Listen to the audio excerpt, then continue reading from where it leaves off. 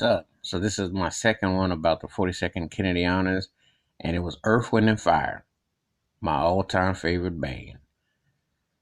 Rest in peace to Maurice White, because you could definitely feel his presence. It was great to see Verdine, White, Ralph Johnson, and Philip Bailey in the house. I liked the one chick that performed, but I wasn't feeling them cornball performances. I mean, what John Legend and Neo, that they like come up to the cocktail lounge to always be all tired and stiff. And them stiff heads in that audience had me rolling. I laughed hard. I was like, hey, there's an unfunky bunch out there. I was cracking up.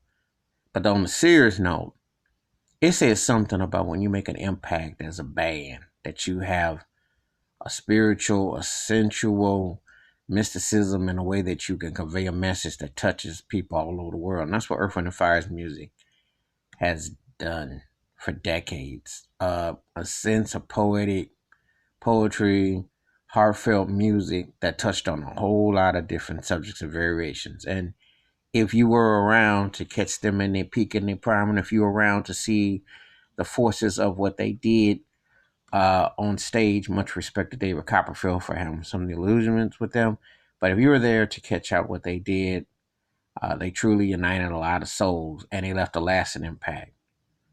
David Foster, who uh, co-wrote After Love Is Gone and did quite a bit of work with them on I Am and Faces albums, was the main presenter. And he always looked up to Maurice White. It's like the godfather of his musical and development as a producer, as a arranger, a songwriter. So that was good to see that. And you want to give them roses. You want to tell them guys, hey, much respect. Because Earth Wind, I put them up against any band. I mean, they had a sonic sound and they still touring. See, a lot of people today got to get branded and want to be called geniuses and great and streaming all that. How about that you could take songs that you did 30, 40 years ago, 45, almost 50 years ago, go out there and play them. New heads of people are still bopping and you're still, you know. So that's what happens. That shows you the depth, the greatness, and where they are. And they could cut it live. Let's remember that. They could cut it live. So it's a great sense to watch a historical band who was very dominant on the charts, hit, but more than that, left a lasting impact, touched a lot of souls. And of course, you're going to remember Maurice White, the visionary, who brought the kalimba instrument to the mainstream, who brought style and understood concepts. And Philip Bailey, what a 1-2 punch those guys.